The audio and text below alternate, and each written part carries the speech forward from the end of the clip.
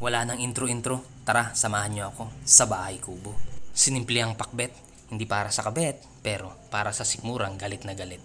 Hi guys, it's me, Mose. Hindi masyadong gwapo pero pamilyado. Tara, samahan niyo ako. Lahat ng mga hindi ko nabati noon, babatiin ko ngayon.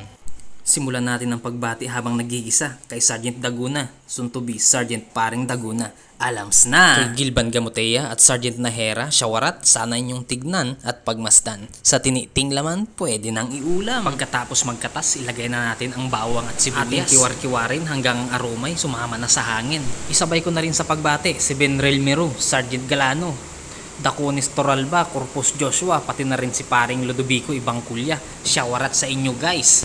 Bilisan na natin ng maihain sa mainit na pinagsama-sama ko na gulay sa Bahay Kubo. Simulan natin sa kalabasa, pampalinaw ng mata para makita niya ang tunay mong halaga. Ng sitaw para hindi siya kaagad-agad sa iyo bumitaw. Ampalaya, ano nga ba?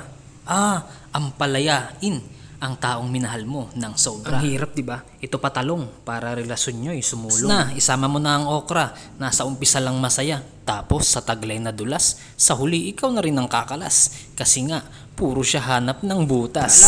Tara na mag-isa, puro kahugot. Anong petsa na? Tapos kanain mo na ng bagoong na pampalasa. Nagburan ko na rin ng water, kay aquasub ko yan in order. Shawarat nga pala, aquasub. Siyempre hindi mawawala ang oyster at kunting kapangyarihan, magic sarap yan. Ang pinakagusto ko, ang pagtikim ng tatlong elemento, sabaw, gulay at laman. Siyempre naman. Pwede na yan, wag nating masyadong durugin. Paglagay ng siling haba, pwede na. Titikim ka pa, huli ka. Palang toppings siya na pork chop na inasinan, tapos prinito ko lang ng mainam.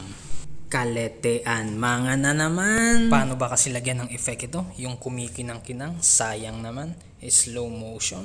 Pwede na yan, pwede nang kumain kahit bahaw pa ang kanin. Tara, samahan nyo ako. Tikman natin kung anong lasa. Di masyadong masarap pero pwede na. Ayos.